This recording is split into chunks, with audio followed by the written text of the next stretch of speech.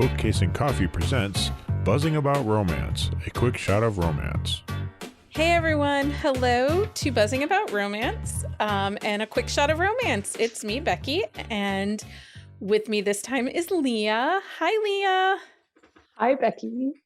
So awkward. Anyway, on this episode of A Quick Shot of Romance, we are reviewing From Ashes to Flames, Book 1 of the West Brothers novel series by A.M. Hargrove. Right? Yes. Okay, because not all the notes were written on my paper, and so now it's extra awkward. I forgot to add that little part to the beginning of our notes. It's okay. It's extra awkward. It's okay. It's on brand for us tonight. It is. So the synopsis from Goodreads: she was the nanny, he was the boss. Most of the time, he thought he worked for her. Dr. Greydon West had it all, or at least that's what everyone said. The broody single father of two was nothing like I'd imagined. He was my boss. I was the nanny. Hot-tempered and regimented, with spreadsheets for everything. He had me wondering why he'd ever had kids in the first place. The word fun did not exist in his vocabulary. And then one day, I stumbled upon his secrets, the mystery behind his brusque behavior. I began to soften towards him and notice things I hadn't before. That was when those sexy dreams started waking me up at night. The lust that exploded within me was impossible to ignore in that kiss. I definitely should not have let that happen. Nothing good could result from that. If I wasn't careful, everything, including my heart, would go up in flames. And this book, you can find it in Kindle Unlimited. Yes, so release date was May 1st, 2018. This is a nanny, single dad, grumpy sunshine, contemporary, enemies to lovers, widow, slow burn, age gap romance. Yeah, there's a lot. There was a lot. There was. It's a steam level about a 3. Mm-hmm. And I do think that we need to add the trigger warning. It does deal with death and cheating, but in references off page, it did not have anything to do with the two main characters. No, not at all. Well, it has to do with the two main characters, but it's... But neither one of them are the cheating. They're right, or the dying. Outside. Neither one of them dies. Yeah, clearly neither one of them dies. I'm just saying, in case you're wondering, neither one of them died. Okay, so this story starts off with a bang. At the very, like from page 1, my heart breaks for Gray. Like, he learns, like, almost immediately, his wife is leaving on a business trip. He goes into the office. He's a cardiologist. He learns that his wife has been cheating on him for the last 2 years. If not more. And he goes home to confront her. They have 2 small children together. And once he is home to confront her, he gets a call. His wife has died in a plane crash. Yeah. On the same day he learns that she's been cheating on him. Well, he finds this out, calls a divorce lawyer, doesn't even waste time, getting that, ball rolling, and then goes home. And it's he doesn't need that. Yep, doesn't need that. And the man that she was on the business trip with is the man she'd been having the affair with for 2 years. Yes. So his wife is actually the one who tells Gray. Yeah. What happened? Super crazy town. Super crazy town. Super. However, and I keep calling him West, but his name is Greydon West. Gray. So he quickly goes, though, from you feeling sorry for him to him pissing you off and ending up being a bit of a douche nugget. Not a bit. He was a giant douche nugget for a while. They talk about, when the book opens up, he is this loving, involved father. He talks about how he is the one that takes care of everything. He is the one who, because they have at the beginning, their youngest is 4 months old. So he has basically done everything. He's the mom in this relationship, and his wife works a lot. He does too, but he is mostly the sole caregiver for his kids, but then everything happens, and he is not that kind of dad anymore. Like, he has done a complete 180 and kind of is like in this downward spiral of chaos. Well, yeah, he's very hands off, particularly with so it's a daughter and a son. The daughter is 6 and the little boy is not even a year, 6 months old. 4 months when his mother dies. When this story starts, he's 10 months old. It's 6 months after the wife has died. And his mom has been helping him, but his mom has had enough of him and his self-pity and feeling bad about the situation. And he's very hands-off with the son because of the length of time that the affair had been going on, he questions whether or not he is the father of the little boy. And so, and he's very clear to state as you go through the book that trust and honesty are big for him. So if you screw those up, he doesn't give second chances. It's kind of a one and done situation with those two things for him. Yeah. So let's talk about Marin. I mean, his go ahead. Sorry. Like, his trust was really shaken because, like, he thought he was in this really happy relationship, and it was not. Like, she'd been lying to him forever. Well, but even in that relationship, though, it seems that this was something that he had brought up with his wife previous also. Like, that was something going into the relationship because they met in college and stuff like that, was that he, you would tell me the truth. We will always have, you will, not hide things from me. If you break my trust, we won't be together. So let's talk about Marin a little bit. So she is the love interest in this book. And when we meet Marin, she is having a craptastic day. Like, it's the worst day ever. Like, you think, okay, Gray's had a really bad day. He learns his wife is cheating and then she dies and he's left a single dad and a widow. Yep. Oh no, Marin's one-ups it. Yeah. So Marin is threatened at her job, like, basically that she had, because she is a news reporter. So she has a journalist. Like, she has this article she's supposed to write, but she found nothing that was suspected at this daycare that she was investigating. And so she's like, I cannot write this article. And her boss basically said, if you don't write this article, you're done, or you could do something for me to get away with it. And do me. Like, you could do me. Yeah. She's like, okay, I quit. So she quits her job and she goes home to her house that she shares with her boyfriend. To find her boyfriend having oral sex with her best friend.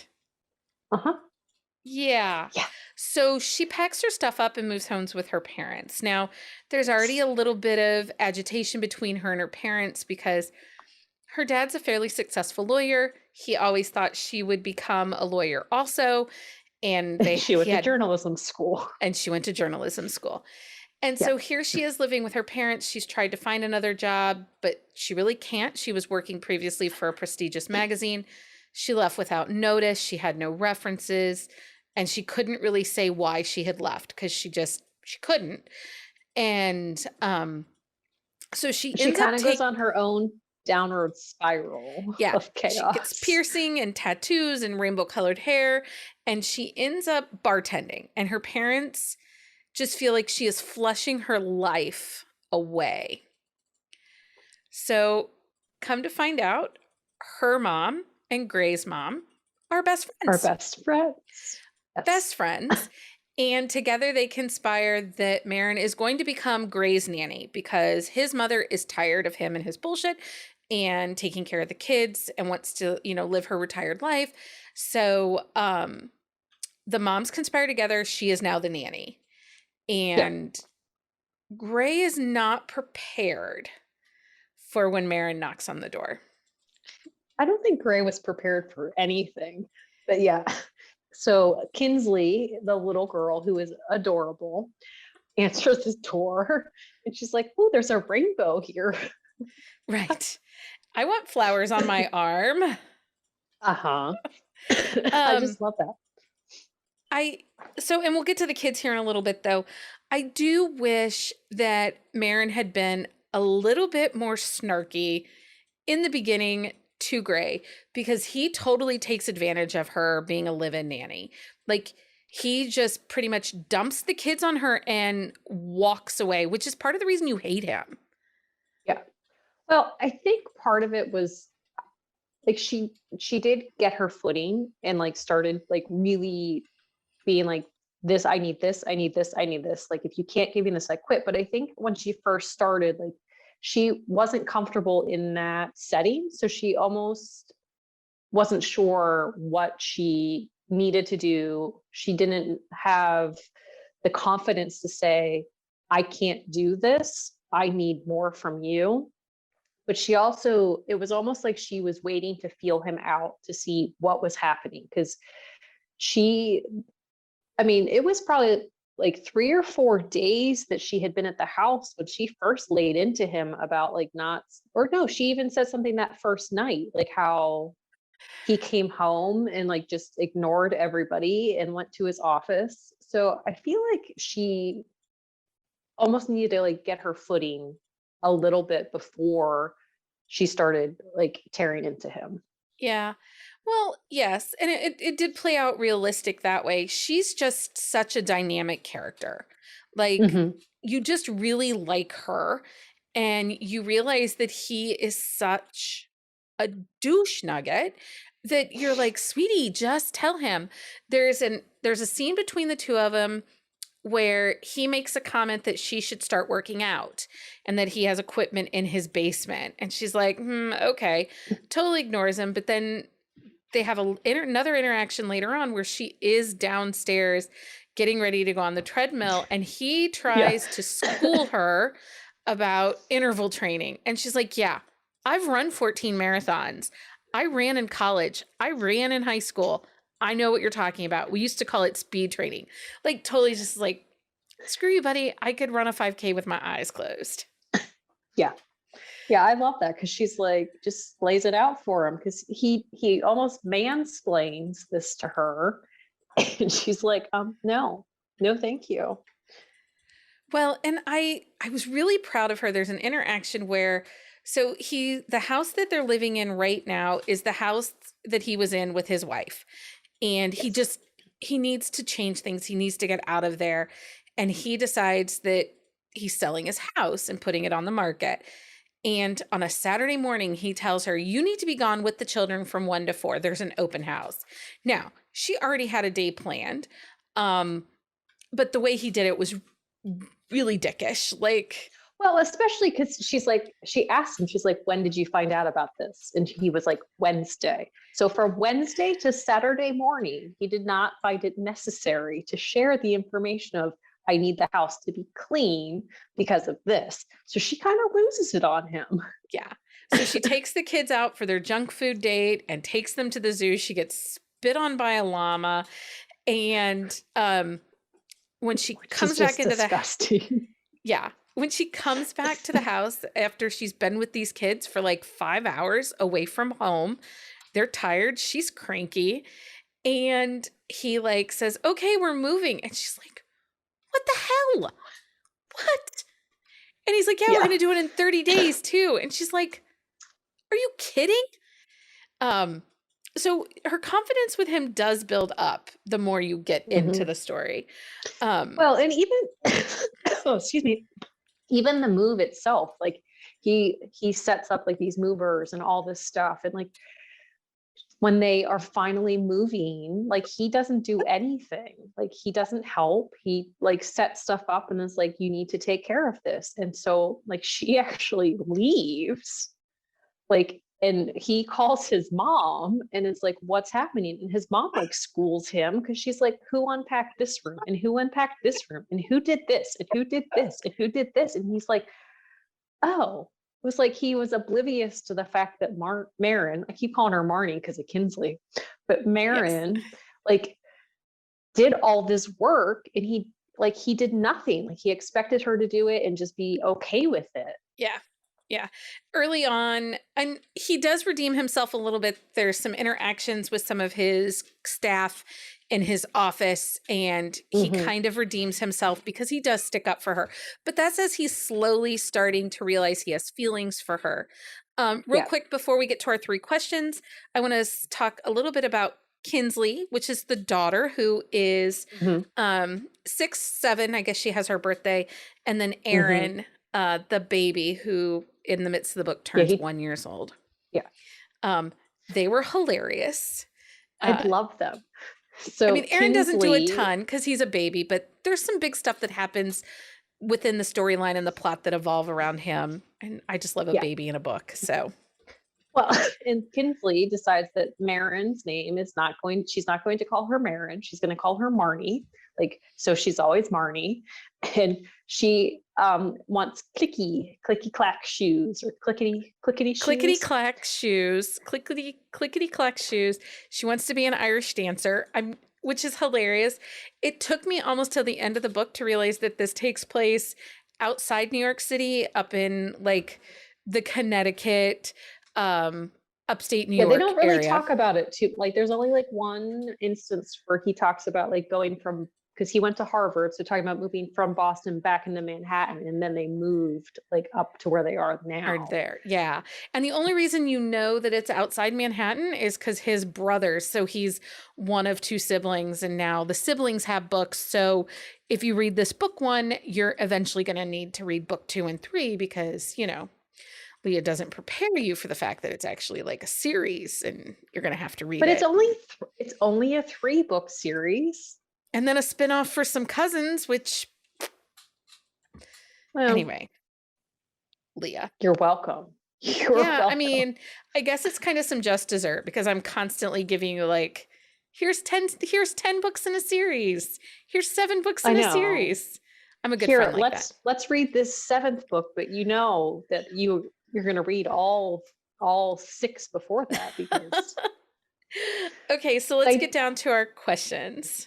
okay. Did you like this book? Did you like this book? I did. Okay, so a nanny trope is a huge favorite for me. And I really enjoyed this and thought it was really well done. What about you? This is one of my favorite books by A.M. Hargrove. I have not read the Cousins spinoff yet, but I've read most everything else that she has read, and this is one of my favorites for her. This was my first time reading her, and I really enjoyed it. I liked her writing style. I like her character development, so I'm really excited to read some more by her. Okay, so who would typically like this book? Anybody who likes a grumpy sunshine, because there's definitely grumpy, and then sunshine. It's an age gap.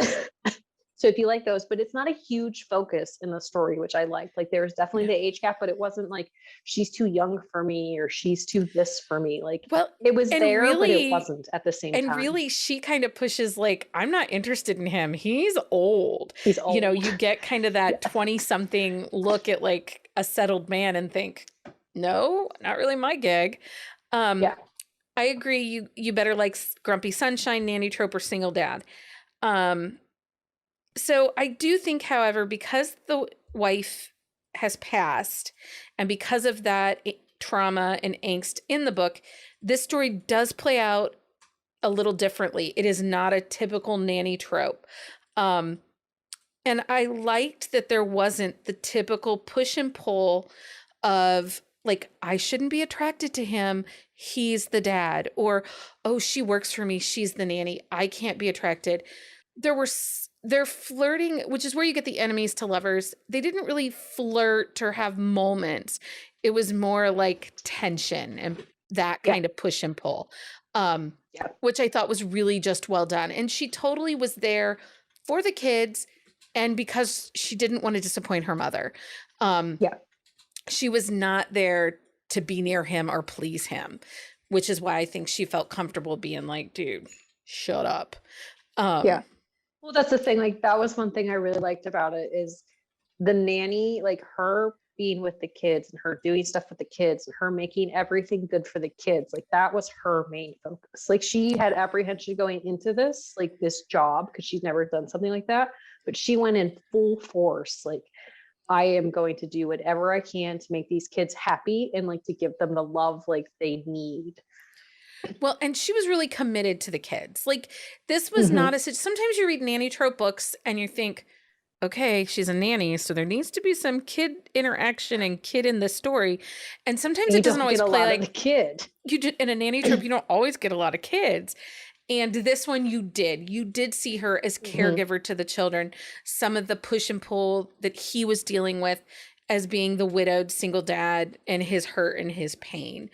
So, and because of that, in that respect, it didn't play out typical. So would you recommend this book? I have recommended this book. I believe I recommended it to you. You were the one who recommended for this quick shot. So, and I too would recommend it. It's a really well done single dad and a nanny trope. It doesn't read like necessarily typical or anything else I had read recently. So for that respect, I really enjoyed it. So anyway, thanks everyone for joining us on this quick shot of romance. Until next time, happy reading, everybody. Find us on Instagram at buzzingaboutromance or on Twitter at buzzingromance. If you like the podcast, please leave a review. If you'd like to support us directly, join the Bookcase and Coffee Patreon and receive exclusive content only available to Patreon members. Check out bookcaseandcoffee.com for our on-the-shelf show notes.